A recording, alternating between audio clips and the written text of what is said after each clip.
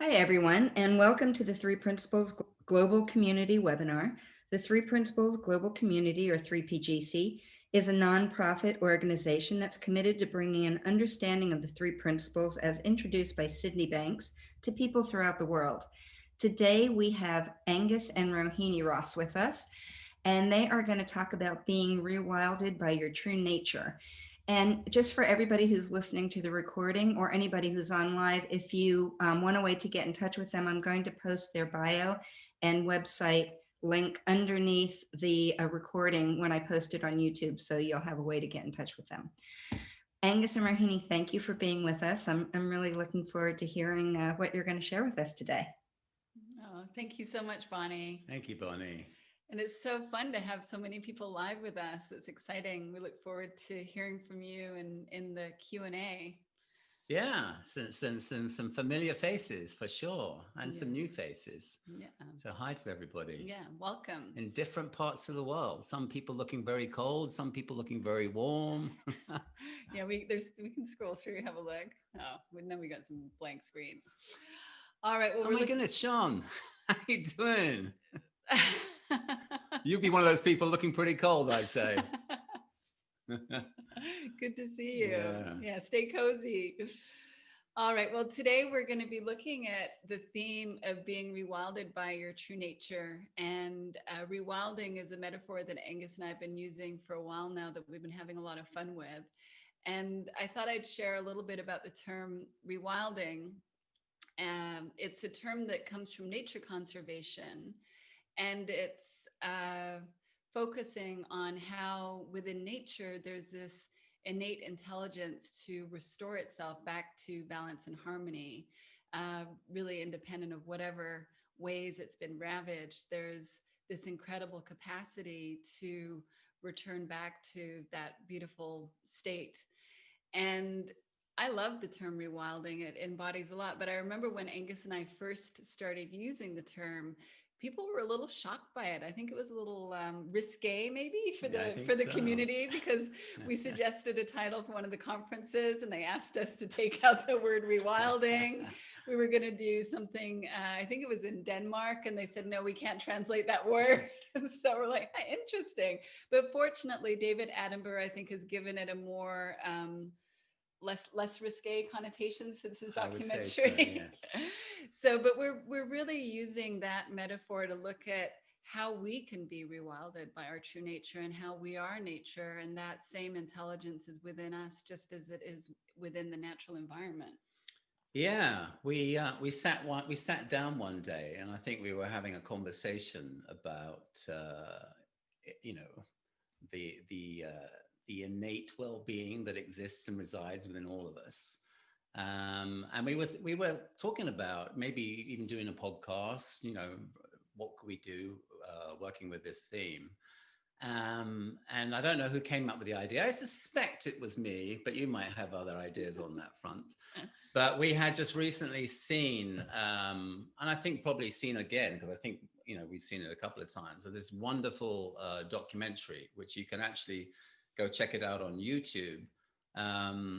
And you can check out a more abridged version. I think it's about 15 minutes long. And there's this English biologist of the name George Monbiot. And he didn't coin this phrase or invent this term, but he was interested in this idea of rewilding a pack of wolves into Yellowstone Park. So the idea was to see what the impact would be on that environment by introducing this pack of wolves back into Yellowstone Park. And so the film starts with a very desolate looking valley, not what you'd expect to see if you're looking at a travelogue of Yellowstone Park by any stretch of the imagination, but it looks pretty bleak. And so, and it looks pretty bleak because it's had to undergo years of being ravaged by, in particular, the deer that are resident in this park in large numbers. And the deer are resident in large numbers because they have really no natural predators. And the natural predators would be the wolves, and that would be the park in its natural state. There would be wolves in this park. So George Monbiot, in his infinite wisdom with his buddies, decided, well, what will happen if we introduce a pack of wolves? And this is a small pack, I think, of about 5 wolves. And they get to track the impact of that pack over the course of the next 5 years. And within that 5 years, the park literally transforms itself.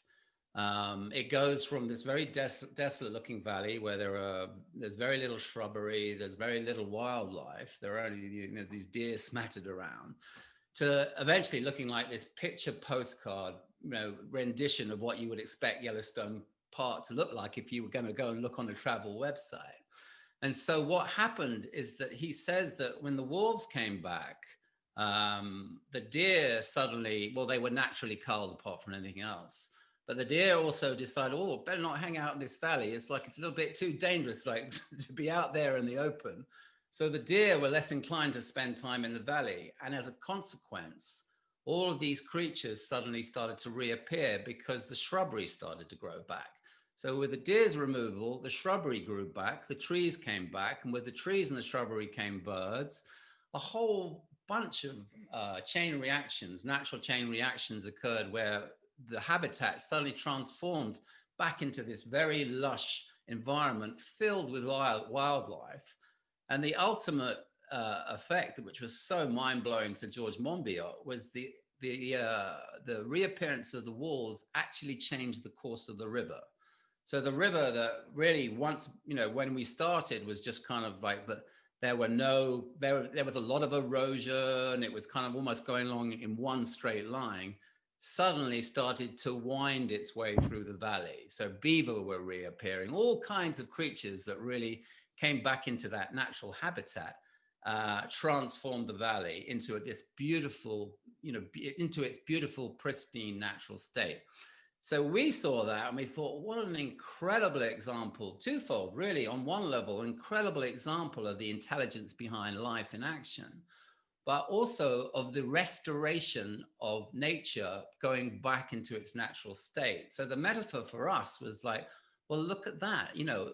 Our psychology, we are, as human beings, a part of the natural world. So wouldn't it stand to reason that our psychology would be subjected to the same conditions? So left to its own devices and our essential nature, we have an incredible capacity to rehabilitate, to restore back to our natural state. That's just the order of this universe. The universal intelligence is constantly looking for the best possible way for life to flourish and prosper. And this is borne out in this beautiful documentary. But for us, we thought, what an incredible metaphor just to see how, left to our own devices, we are actually subject to those same conditions. That same essential nature, that same universal intelligence is in play within us. And that is our natural state. So we decided to use it as a way to, in the end, we decided to create a podcast out of it using this theme. But the idea was to help a couple back to their natural state of love, to really, in effect, reintroduce them back or reacquaint them with their essential nature, reacquaint with them with that part of the self that they probably kind of lost touch with. And we would say, the natural state of your relationship is love. And we want to reacquaint you with that. And it seems so simplistic on the surface, but we've had such incredible results and success with it. But it became the genesis point for us to think, well, we can use this theme to create a podcast. Yeah. So I think the theme was sort of what we realized was happening in the relationship work that we were doing. We saw that, often couples come to us and they feel like their relationship landscape is arid. They've lost the warm feelings toward each other. Oftentimes the situation feels quite dire, and that, there's a lot of loss of hope. And so we just saw how hopeful the rewilding metaphor is, in terms of, it doesn't matter how dry the landscape might be. It doesn't matter how far away you feel that you might have drifted from each other, or how off track things have gotten. There's a capacity for love to be rewilded. And so we saw that with the couples that we're working with. And then, as you're saying, it naturally sort of, we had the fortunate opportunity of recording one of our couples intensives. And so we've turned that into our podcast, Rewilding Love. But the rewilding of love ultimately happens because we as individuals connect more deeply with that intelligence within us. And that's what we make really clear in terms of the couples that we work with, even the couple in the podcast who came to us, as Angus said, on the brink of divorce. We were really clear with them that the work was not going to be about uh, guaranteeing a result about the relationship, that the work was going to be about each of them having a deeper connection with their true nature, with that place of peace and balance within themselves. And from there, they could make the decisions that they wanted to make about the relationship. And that ultimately, uh, the focus has to be on allowing and seeing how close and how simple it is to return back to that place of peace within ourselves. And I know I forget this, other people forget that, but to recognize how close it is, how simple it is. And often when working with clients, the question will come up, well, how do I get there? How does that happen? How do I have less on my mind? And simply, the understanding that Sydney Banks shared is such a simple way of pointing to how our psychological functioning works, to how we have the capacity to not pay attention to certain thoughts. We may have all kinds of thoughts coming in through our stream of consciousness, but yet as human beings, we do have the capacity to recognize which thoughts create the suffering and which thoughts don't. And we have the capacity to recognize where we can place our attention and where we might want to leave some of that thinking alone. And that capacity that we all have, that every single one of us exercises probably multiple times a day.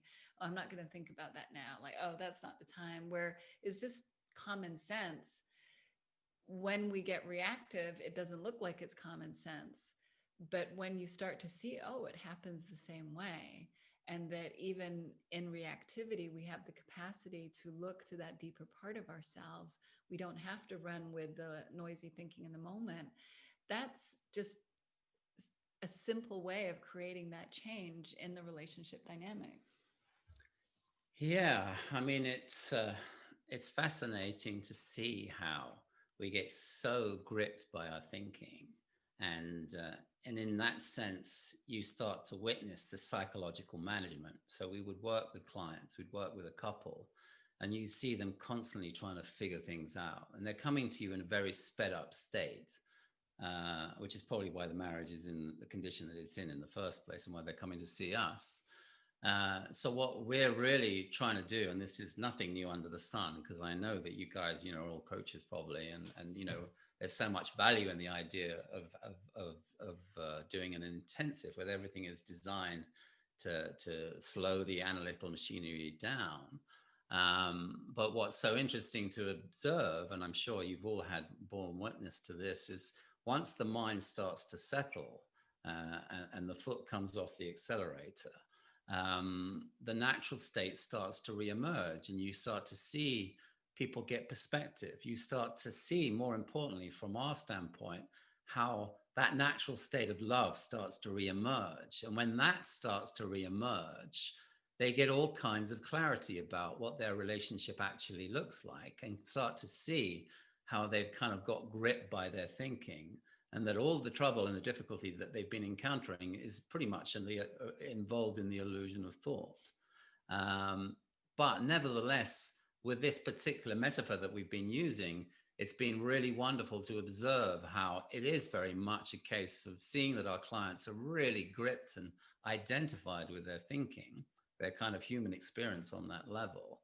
And they've kind of lost touch with their essential nature, which is that intelligence behind life that is constantly looking to restore balance and harmony. So in a sense, all that we're doing is trying to sort of facilitate that process of restoration, which is going to happen anyway, but we're going to help, hopefully give them some guidelines to see how it is thought, and it is their human experience around thought that's causing them to suffer in the first place. Yeah, and that there is another direction to look in that is impersonal, that isn't about the personal mind, that we all have that capacity to look within to a bigger picture state, a more creative state, a more relaxed state. And I think all of us want to experience more of that inner freedom and peace of mind. It's something that we're all naturally drawn to, and then the ripple effects flow out from there as people drop more into that space of love, like you're saying. And so, as we were sort of playing around with this metaphor and seeing how it works with relationships, then we're navigating the last year 2020 with all of the different things that came about and the restrictions based on the pandemic, and pretty strict lockdowns that happened almost globally in the spring of last year. And Angus and I really wanted to do something that would be of service during that time, and provide something that people could hopefully enjoy and have fun with. And we didn't want to limit it at that point to just a relationship focus, because we recognized a lot of people might not necessarily be dealing with that challenge. We wanted to make it so that if anybody wanted to participate, it would be fun for them. So we decided to sort of expand our rewilding metaphor and to really look and see that, well, it's not just relationships that get to be rewilded. Really, any area of our life can be rewilded. And ultimately, why that's true is because the rewilding is happening because we are being rewilded, that ultimately we get more connected with our true nature and feel the impact within ourselves. And then whatever areas of our life we're engaged in, they're going to be impacted by that shift, that inward shift in us. Yeah, it's quite funny to think back on that time, and to be honest, Rohini had this beautiful vision about providing a service. So I jumped on that bandwagon, but I think you have to take responsibility for having that idea. It was a really sensational idea.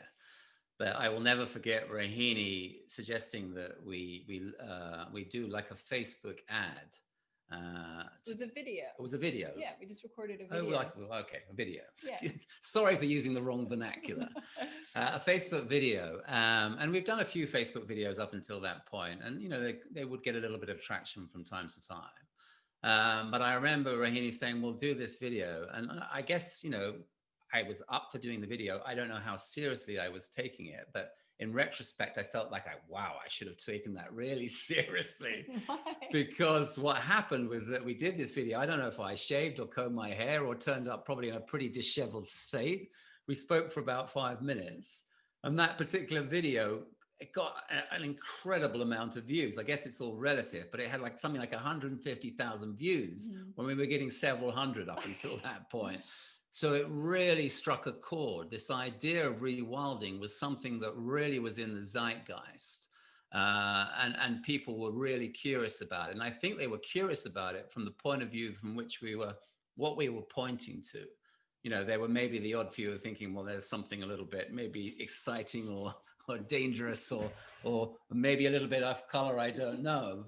And thank goodness that David Attenborough has come on the scene and is now using that term quite regularly. But nevertheless, it really struck a chord and became the launch pad for this 29-day program, which people were really impacted by, and I guess continue to be impacted by, because we've created a spin-off, which would be a membership program on the back end of that. But it was so amazing to witness that, we really feel we're onto something here, that people are responding to this idea of rewilding in the way that we're looking at it. And I think that it is really part of a new wave of consciousness, and probably borne out by the likes of David Attenborough. There's something here to be considered about coming back to our essential nature. Let that be part of our human experience.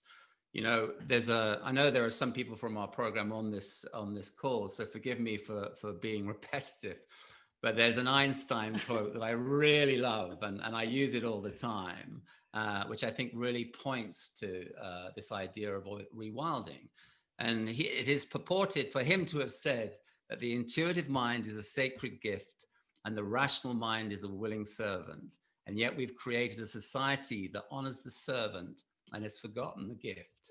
And so this idea that we as a society have kind of lost touch with our essential nature in a pretty grand way, I think is why people are now really hungry to reassimilate themselves with that very essential part of their human nature. And it speaks to people in a very profound way.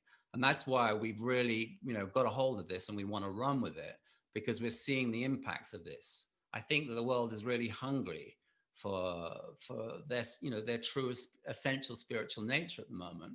And there's so much about our human existence that's kind of lost the plot on that level. Yeah, and obviously this is just a metaphor that we're using, and it's a metaphor that we're using to point to what Sydney Banks was sharing in his teachings. And one of the things that I really appreciate about using sort of that nature metaphor is that it encompasses everything. If we're looking at rewilding in nature, it includes all of those different processes, and we can't control them. We don't really know where they're going to go. And I think oftentimes when people are looking to experience more of their true nature and their essential essence of love, it can become more conceptual, and there can be lots of ideas about what that looks like, lots of ideas about what it looks like to be spiritual. I know for myself, I did that, and I had all of these ideas about how I needed to improve my human experience in order to have a deeper access of my essential nature. And so I spent a lot of time looking at how to improve my psychological experience, thinking that that was the path to having a deeper knowing of who I am. And as obviously on this call, that is the opposite direction to look in. And what I didn't understand at that time is that all of the human experience is spiritual. All of it is part of this unfolding and this awakening, and none of it can be separate, and none of it therefore can be wrong. It's just the best we can do with the level of understanding that we have in the moment. And so for me, rewilding took away the blinders that I had on about it having to be sort of the sanitized way of waking up, and realizing like it's all grist for the mill. All of the human experience is part of the journey, and none of it needs to be fixed. It's all in service to us waking up more fully, and to embrace it and to have room for it, and to see how much I can continue to let go of my conceptual ideas about what's part of that, what's not part of it, how I should be, how I shouldn't be, and to really have room for the wildness that comes through when we let go and we surrender. And that ultimately what we've seen in the community and in the people that we work with is that as we look in the direction of that intelligence, there's an ability to trust, there's an ability to surrender, there's a greater ease with letting go and allowing the impersonal to come through, rather than having such an emphasis, as you're saying in the Einstein quote, on the personal mind.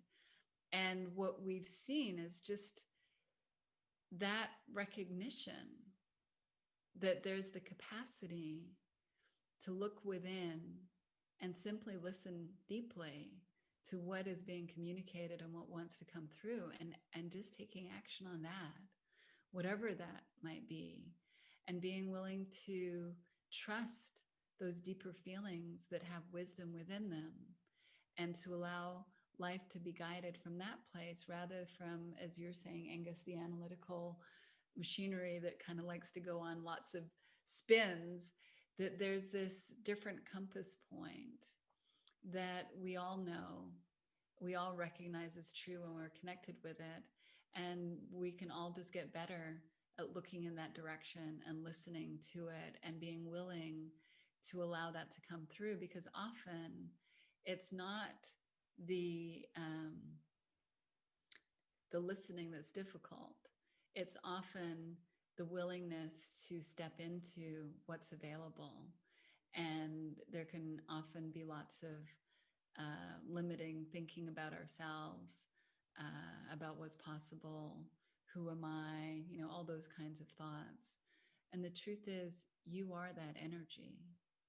You are that light. You are that love. That is who you are. And there's a capacity to experience that no matter what. And it doesn't matter if you're not experiencing it in this moment, because it's not going away. It's just not being experienced in this moment. So there's no way to mess it up. There's no way to get it wrong. There's just simply the deeper trust is how I would describe it. I'm just feeling within myself a deeper trust and willingness to sort of listen and respond and trust that that's the direction, and that even if I don't know more than the next step, that more will be revealed, and that I have the capacity to course correct as we go along. And I think this past year for everybody has been so much living in the unknown. 2020 gave us a huge curveball on so many levels, but especially with the pandemic. And it's really helped to reacquaint myself during that time with how little I know, how humbling that is, and how good that is for me. Yeah, I mean, I think it does all boil down to trust, doesn't it? And I think that trust becomes an issue when we find ourselves in the unknown, and in the unknown, kind of the default. We feel like the default mechanism is our ego and our conceptual mind, and this is how we're going to figure our way out of this. And really, the trust is about knowing that, yeah, we do have this kind of spiritual GPS system, and that comes through to us through instincts or intuition. And it's developing rapport with that that's going to be helpful. And it does feel counterintuitive because the ego is like, no, stay with me. Let me have the wheel here. And that's generally where we get ourselves into difficulty, and we start to experience stress and anxiety, because the ego is only as good as what's stored away in the hard drive. So it's like, if it's not in the hard drive, what do we do? So the answer to that, as far as this understanding is concerned, is, yeah, we look to our essential nature. We try to develop rapport with our instincts and our intuition, as Einstein so eloquently put in that quote. And that is the way ahead. That's the way forward. You know, I was listening to a writer the other day who was talking about how you would access that inspiration or that genius to, to write the prose that you may want to, put down on paper or on a laptop or whatever. And she was curious about, what happened? How did we lose perspective on that level? And she was using an example of the Renaissance movement. And prior to the Renaissance movement, I guess, was it just after the Middle Ages? I guess someone will correct me, I don't know, the 14th, 15th, 16th century, that was the Renaissance movement. But that movement was all about logic. It was really embracing the logical mind, realism, I guess, if you like. Mm-hmm. Prior to that, we were very mystical, and we did have an enormous amount of respect for the mystical and that intelligence. And we kind of, as she put it, we've steadily lost touch of that part of ourselves as a society for a long, concerted period of time. So for me, this is now how to move forward, is to start really starting to look in that direction. And it does feel a little bit mystical, and it can sound a little bit woo-woo to people, but nevertheless, here we have Einstein, one of the greatest minds of all time, arguably, suggesting, yeah, that's where MC equals MC, what is it? E equals MC squared. That comes out of the ether. That doesn't really come out of my logical mind. My logical mind can put form on it. And that's the purpose of my logical mind. Let my logical mind be in service to that instinctual, intuitive part of myself. And then it's doing a good job. If it's the other way around, if the ego's got the will, it's like, yeah, we generally get into trouble there. Drive around in circles. Drive around in circles, exactly. Yeah. Anything else you want to add? Yeah, I mean, I think that the other thing I wanted to add in terms of where this has gone to is that in my work, I do some of my coaching work I do at a treatment center, and you start to see how people come in with a very strong attachment to their critical analytical mind. And it doesn't need to look that sophisticated. You can just see that it looks like a lot of stress and anxiety. And I guess my role is to sort of see how I can break through to the other side And I was thinking that one of the ideas that came up for me actually just this morning was that I was working with a musical producer, and we were talking about, you know, some sound effects software. And I was thinking about that musician, that producer, Phil Spector, who's just recently died. He was a big producer in the 60s. And he created this technology, which was called the wall of sound. And the technology would create this sort of orchestra experience where he would amalgamate all these different sound effects or different musicians playing. And it would sound like this huge, momentous wall of sound, as he referred to it. And I was having this experience yesterday working with someone where I felt like I was like up against a wall of thought. And they were up against this wall of thought, and they just could not see beyond it. And really, that is the work that we do, is to get beyond that wall of thought, to break through to the other side. And the other side is our intuitive, essential spiritual nature. And that is where all the good stuff is. That's where all the healing is. That's where all the recovery is. That is where all the restoration is. And left to our own devices, we'll do that. We will restore ourselves back to those factory default settings, which is one of love and well-being. But I just thought that was such a good metaphor in this sense. It's like, gosh, you can see how so many people spend years just adding to this wall, continuing to fortify it. And somehow we've got to begin the process of dismantling and restoration, as it were. Yeah, that's beautiful. I love that story. Well, we've talked for a long time, Bonnie. Can we open it up for some Q&A? Yeah, if anyone has questions, you can either raise your digital hand or just go ahead and Raise your digital hand. I love that. we all know what it is these days. I love that. We can't see all of their hands because there's too many I know. screens. It's like virtual reality. And we'd love to hear from you. We'd love to, you know, if you just want to say hi, that's fine. If you have a question, that would be wonderful too. But it's just nice to have an opportunity to connect.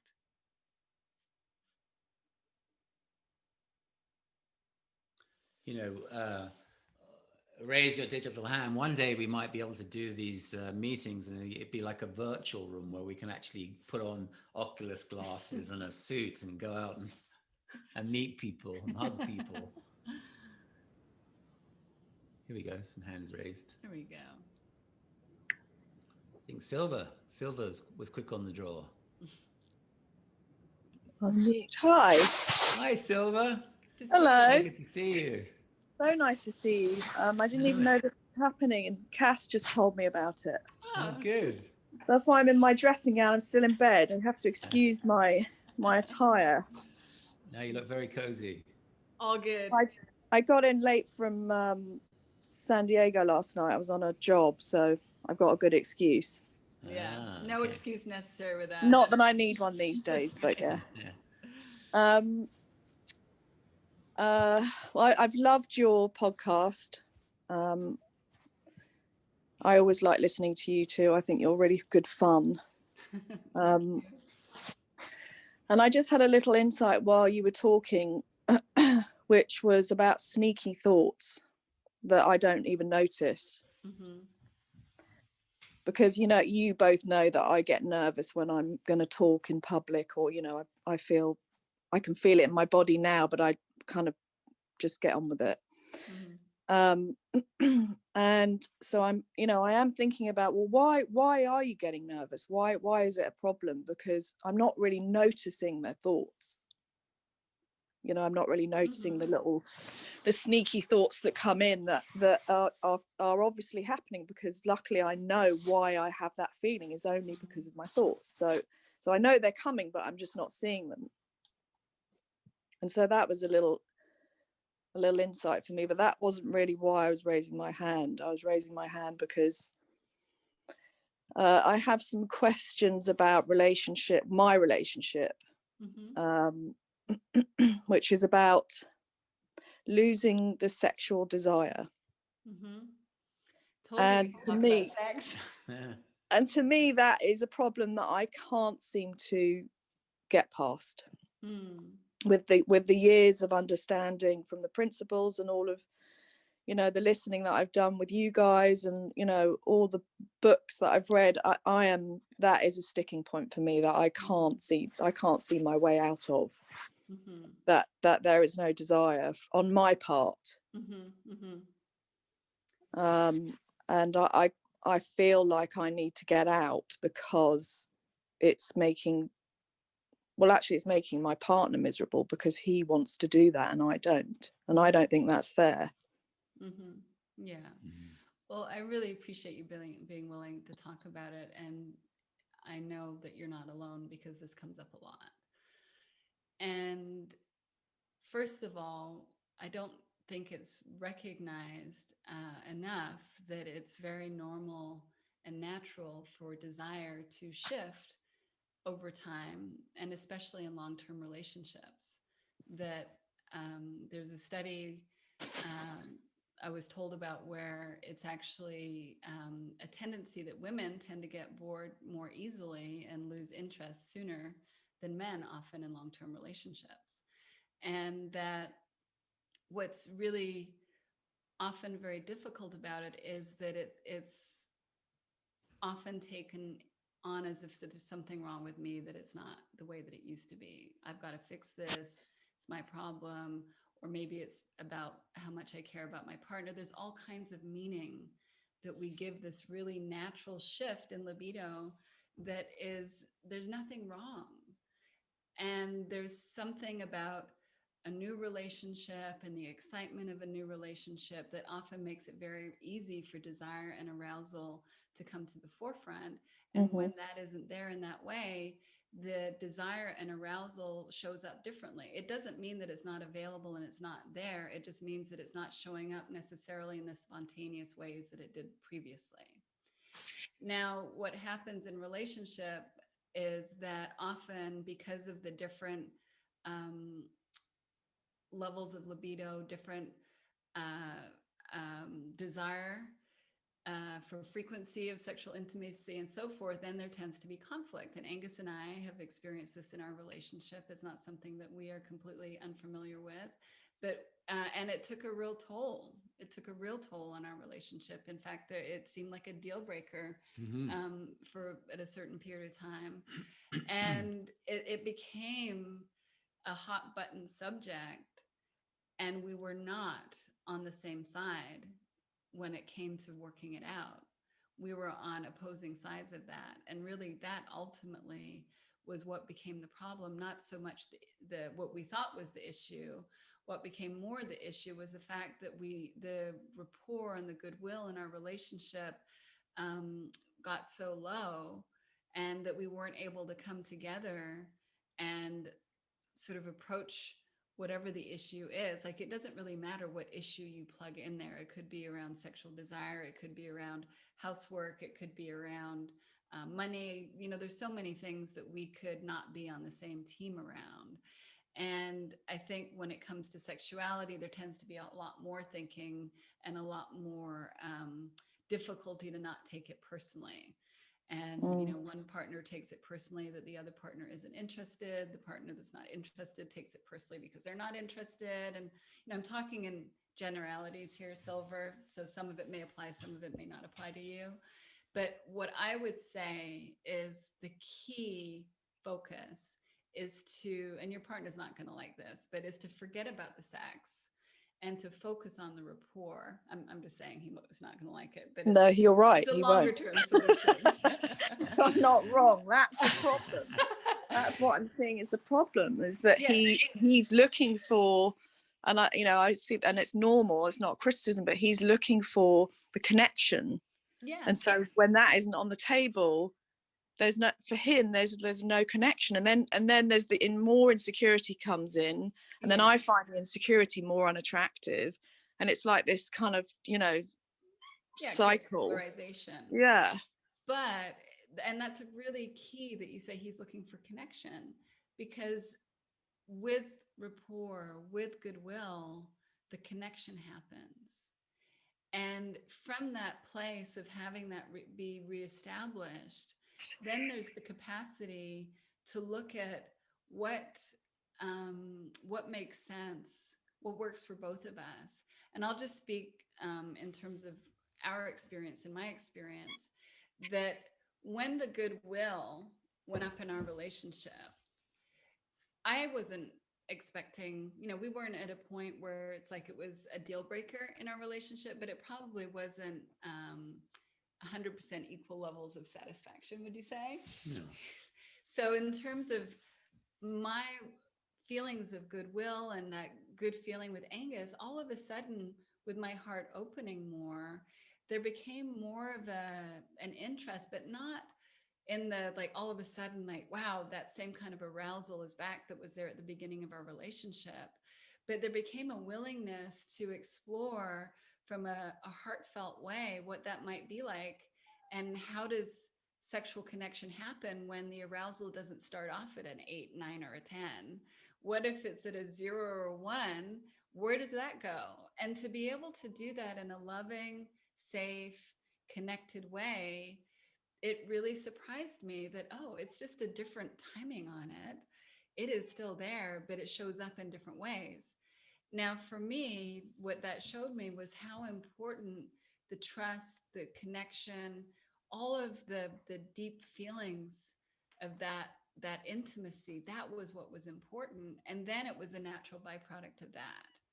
And often the pressure becomes on the actual behavior, and then more polarization happens because you've just got two people with different points of view. And like I said, it doesn't really matter what the subject is. If you got two people that aren't really able to hear each other, to listen, to feel the compassion, to feel the empathy, it's going to be very difficult to be on the same side and be on the same team and figure out how to navigate whatever those differences are from a creative kind place.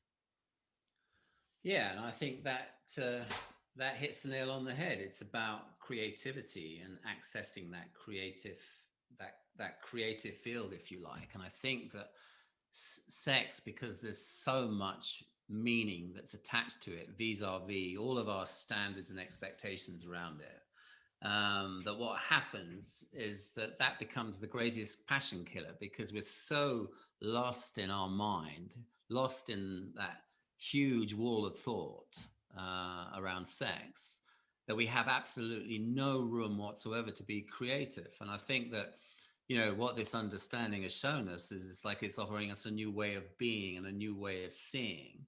And that, we all come across those blind spots here and there. And sex can be a real blind spot. It's like sex can be one of those areas because our standards and expectations are so high and we create so much meaning around it that we completely lose sight of the place where we'll get new thought and new ideas. And in a sense, it's like sex needs to be, it can be reinvigorated by just looking in that direction. I know for a fact, if I came away from being introduced to this understanding, the one thing that probably was really wonderful is our sex life came back online. I can't believe I'm saying this out loud. I can't believe it either. In this forum, but in a sense, it's like we suddenly saw that wall of thought and we saw how it was really interfering with our intimacy. And in a sense, we got to start from new. And then that in itself was glorious, because we got to let go of all those pesky standards and expectations. And it became something that, wow, let's start without that. And it was almost like such a relief not to have the weight of that pressure of thought on our shoulders, that we're just going to look to the impersonal. We're going to look in the direction of our essential nature. And in a sense, that's what restored things back to their natural state. But that pressure of thought, which is all born out of standards and expectations about what sex is supposed to be like, is just a huge burden and cannot really have any place in the bedroom, I guess, is a way to suggest that. I feel like pressure is the thing that I'm taking personally. Yeah. I understand what you're saying, and I think the thing that's resonating for me is the rapport part of it, and then the rest follows, rather than the other way round. Yes. Which is what I think. Yeah. People, or at least I, have been looking at it that way round, and I think I can say that's what he does as well. But Yeah. that's the bit that feels like it would be helpful to me right now. And the rapport comes through presence, and you know what interferes with the presence is our tendency to go off with our imaginary things in our analytical mind, trying to figure out how to solve this problem. Rapport becomes just being present to what is in the moment. Yes. Yeah, and I guess in the beginning it sort of starts the other way around, doesn't it? You have the attraction and then you start building rapport. Exactly. Exactly. And it's a completely reversal, but it's even oftentimes more enjoyable because you've got sex and intimacy connected together in the later part, or you know, once you know the partner, it's like they're connected, and that's a deep connection. And that's what it sounds like both of you are on the same page there. It's just about that one area where it gets muddy. But if you can really feel who you are, know the safety and security of your well-being, and just see your partner's suffering for what it is, when there's pressure, when he's frustrated, or whatever, however he expresses that, and just see it as his best attempt to find a way to connect. And then the goodwill, as you're saying, comes back online. And it is the natural byproduct of that if you're both open to it. Yeah, I feel a lot calmer now. Well, that's always a good sign. My body's settled right down. That's great. We'll take it. Yeah. Forget anything, just go with that. Yeah. Thank you. Lovely nice to to hear see from you both. Nice to see you, Silva. Yeah. Gretchen. Unmute myself. Well, it's good to see both of you, as always. See you. I was part of the 29-day rewilding and continue as a member after that, and it's been wonderful. Things have opened up for me in terms of relationships, and I put that in quotes. I'm single, so I don't have a relationship, but a while back, I met someone and we worked on a project together. And then one day we got together to work on a project, and there was an added energy between us. And I'm 82 years old now. When I was on there, I was 81, but I just turned 82 in December. And that part of me that I thought had gone to sleep forever woke up big time. Now, the relationship can't go anywhere because I don't want to be involved with a married man, and he's married. But just, you just never know when that energy is going to wake up. I sure was not expecting it. So just to share that. And the other thing is,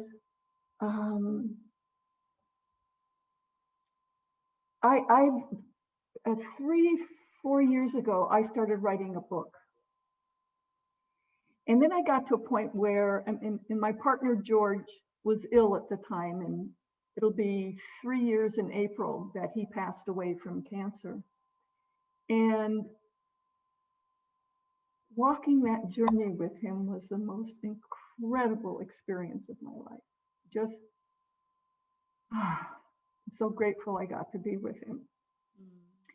But in that process is when I started writing this book. It's a novel. Now, I've never written a book before. I've never written a novel before. And then at some point, I put it aside. And I thought, well, this is as much as I'm going to do. I'd written 100 pages. And in the last 6 months, it's like been pulling at my sleeve. You know, when something is sort of pulling at your sleeve, it's pulling on your earlobe. And 3 weeks ago, I made an agreement with myself to work on my book at least every Thursday. So I read all the pages, I made the marks where I need to edit, and I got myself reacquainted with all the characters. And today I know that I have at least 3 to 5 more chapters to write. And today I was at the point where I got to start writing again. And I can't tell you the feeling of excitement to have the story start to come out again from the end of my fingers. And all of a sudden a new character is there. And I see how this character is going to have an impact on what is going on. Now, I can't outline. Some people, I think, outline their books, they know where they're going. I can't outline. An idea comes and I can't really play with it in my mind. It isn't until I sit down at the computer and start typing that the description comes out, the conversations come out, the excitement within me is just alive. Now, I am rewilding my book. Love that. Love that. And, I get goosebumps. So when this call is over, I know I have to go back because there's stuff hanging. More to come out. Yeah, and it wants to be out on paper. And one other thing, I made a note I started this when I was taking Michael Neal's course, Creating the Impossible, and he suggested at some point when I couldn't figure out what to do, that I just write a book. And I said, okay. And so I went back and put a little note and shared with people what's going on. And I got over 20 responses of people making comments and encouraging me to keep going. And that, it's just like incredible. So my book will be done by the end of the year. Exciting. Fantastic. And if nothing else, I'm going to have copies made for my family. There you go. Do you, Gretchen, may I ask you, do you have this experience where in the way that you write, like when you read a really good book and you're hungry to turn the page because what's going to happen next? Right, yeah. On those terms, the way that you write, things are appearing out of the impersonal. It's kind of like reading a good book, isn't it? It's like, I don't know what's going to happen next. I don't know what's going to happen next. I really don't. I think that must be part of the big joy of writing is kind of living on that edge. Yeah. It really is. Because in a sense, you're being informed by the impersonal. You're being kind of, this incredible story is coming out of the ether. Yeah. And it's the same when I'm drawing. I'm an artist and I use a lot of graphite and ink and collage and do things. And it's the same sense of feeling. Yeah. When I put the pencil on the paper, I really don't know what's going to show up. Yeah. Sometimes I have an idea and I wait for it to speak to me. And sometimes I put a picture on the couch because I know there's something missing and I wait. And eventually I go, oh, and maybe it's 5 more minutes. Oh, it's done. That's what it needed. Yeah. But it's listening, and this is something I'm working on personally is I'm pretty good at listening to that part of myself, but I want to, when I'm in conversations with people, listen deeper. Yeah. And so that's because, my mind starts going, I'm not alone. I'm not that different than anybody else. Yeah. For all of us. Yeah. And deep listening is beautiful. It's powerful toward ourselves and toward others. You're right. Yeah. And that's a good compass point to have too. Just to keep knowing, oh, my mind's drifting off here. I must come back to presence. My mind's drifting off here. I must come back to presence. Even, on this webinar, I'm really fascinated with, but look at how many birds are in my tree. I need to, and it's like, oh, come back. What were they saying? Yeah. That's the story for all of us. Yeah. Thank you so much for sharing, Gretchen. Yeah, thank you. I'm excited about your book. Yeah, me too. Yeah. Thank you. You're welcome. Any other questions? Don't see any. Who's that star? I have a question, Elaine. Hi, Marlene. Hi, Marlene. Hi. I'm fairly new to the principles, and I know that your work is specific around working with couples. And I've worked as a business executive coach for many years, and I'm just wondering if there's any way you would change your working with within with a business owner, leader, within a business organization. Do you, Larry? Yeah. Sorry. Do you have something? No, go ahead. Well, I was going to say that, we do corporate work. And what's kind of funny about doing corporate work in a way, and I don't mean this to be insulting at all, but I feel like we kind of have to dumb it down. And that's where we have the most leverage. So in a sense, in terms of talking about steering the conversation in an overtly spiritual direction might be maybe a little bit hard for people to hear in that setting. So we tend to be a little bit more shy about sharing the understanding from that point of view. So what I've witnessed is that we talk about state of mind. We really focus on state of mind, and some of those conversations that we have at that level seem so simplistic to me. But what's so fascinating is to see how in that simplicity there's so much power. And I have seen some incredible turnarounds with just having a conversation at that level in a corporate setting that have had profound effects. So I think that the work is the work, and maybe it's a lesson to realize how at the end of the day simplicity is the highest virtue, and this understanding is really simple, and we can probably just have a conversation out of state of mind and create enormous leverage and get incredible traction. Thank you very much. Yeah, I think that's one of the things that's so beautiful about this understanding is that you can talk about it at lots of different levels. You can keep it at a very psychological level, and as you're saying about state of mind, or you can go deeper, and it's really about understanding who you're serving, what the culture is if you're in an organization, what is language that's going to appeal or be acceptable, and what's not. And I know that with the different companies that we work with, some have much more of an openness to look in more of a spiritual direction. Some are much more wanting to keep it on the psychological level. So that's just something that we sort of navigate as we do part of the intake and see what's going to really fit in terms of what they're up against and what they're looking for. And it's amazing to think for them that their creativity lies in something so simple as just, looking for ways to settle down and not get caught up in the analytical machinery, which is what a lot of boardrooms do. So they get really caught up and they keep on thrashing away, trying to find a solution.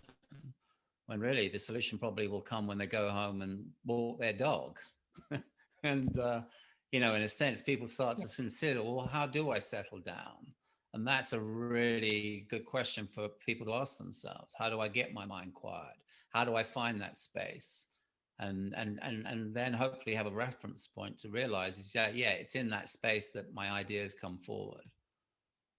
And that's a very simple conversation to have, but a huge impact. I've seen it happen. It's remarkable. Thank you. Thank you. Thank you. It's very helpful. That's great. Anyone else? Or how are we doing, Bonnie? Oh, do we have time for, what's the time frame, Bonnie, for you? Yeah, we're at the top of the hour, but I'm happy to take this last question if Okay, you. great. Sure. Yeah, sure. Cassandra, can you unmute yourself? Yeah. Hi. Cassie, so Hi. good to see you. So good to see you. Thank you so much. It's been so lovely. And like Silva said, you just bring such a lightness and humor. So I'm always just so happy to see you and listen to you. What I wanted to just say was it really helpful about the wall of thinking. And as I've carried on just listening to everybody and myself, I'm just seeing that that's always the obstacle. And I'm just seeing that, you know, that wall of thinking could be about a book, you know, that I'm trying to write, and that wall just comes up, and I feel even emotional about it. So of course that's telling me where my thinking's at. Just, you know, bringing up so much emotion. Or it could be about work, like new work, getting new work in. And I'm just seeing that there's literally this wall just keeps coming up. And you know, you're talking about your client, and it seems sort of more like the wall is there all the time at the moment. That's the way I heard it. But I'm just seeing that it's like this shutter that's coming up. So that was really helpful for me to just see it like that, noticing that wall is coming up in so many different places. And that when I see it like that, it's easier for me to recognize it and just let it come down. Yeah. So I really like that. And along with the Einstein quote, which I hadn't heard. So that's Oh, really? Wow. I hadn't. Yeah. I feel like I'm a scratched record around that Einstein quote. New But to me. as you're saying, Cass, that seeing it is what allows you to have perspective on it. As soon as you see that that's what you're up against, it's a game changer, because now you know, like, oh, well, it's just a wall of thought. There's nothing I need to do there. It will come down eventually. And you don't need to look at that wall of thought. You don't need to get into battle with it. It's not the enemy. It's what we all have as human beings.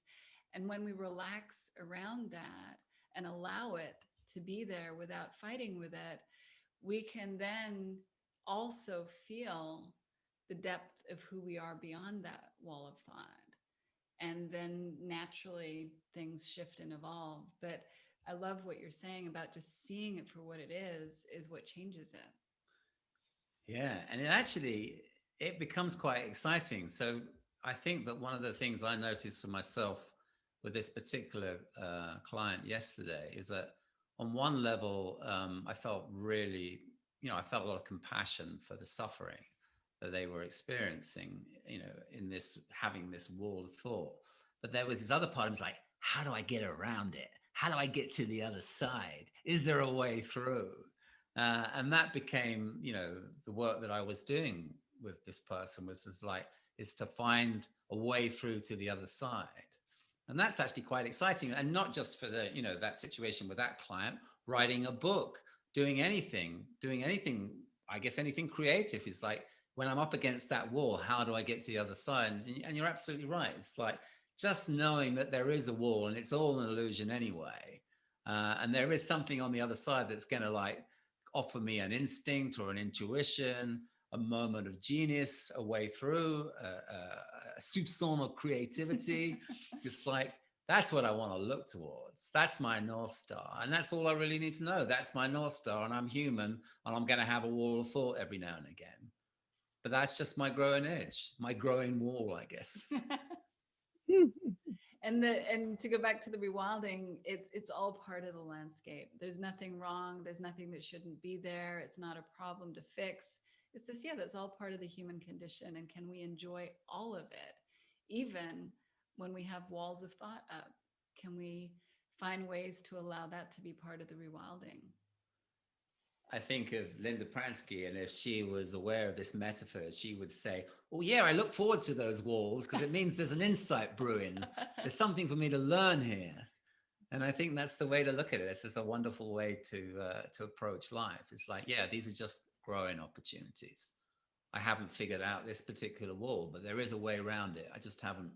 I haven't got the clue yet. I haven't heard the clue. And it's all part of waking up. We don't make a false step. It's just all part. Everything is in service to us waking up to who we are, including that, including our psychology, including all of our emotions. And I think that's what's so freeing, is to have no judgment on the human experience and to see it as all part of that incredible diversity and richness of us waking up to who we are in the ways that we do. Love that. Thank you. Thank you so much. Thanks, Cassie. Thank you so much. This was a really fun webinar. I really appreciate you guys coming on. You know, there is a quote that I remember hearing somewhere from Sydney Banks, uses different words than you were using, but it kept popping up. So I'm just going to say it. Maybe it'll help. Sure. Please. And I'm going to botch it, I'm sure. But he said something like, as humans, we tend to search for information to help us find wisdom. And what we should be doing is looking to wisdom to give us information. Mm. That's beautiful. That's beautiful. Something like that, I'm sure. Yeah, I love that quote. That's a great quote to end. Thank you. Yeah. Because that's listening to the intuition. Exactly. Yeah. Yeah. Anyway, well, guys, thank you. It was really fun. Really. Thank you. Thank you. Thank you, Bonnie. Thank you for everyone for coming. So great to be with you during this time. Yeah. Thanks, you guys. Yeah. Lots of love. Lots of love. Bye. Yeah. Sorry. The next webinar is February 9th, and it's with Andrea Vallely. So hopefully you can join us then. Oh, Wonderful. Thank you. All right. Bye. Lots of love, everybody. Bye. Thank you for coming. Bye. Bye.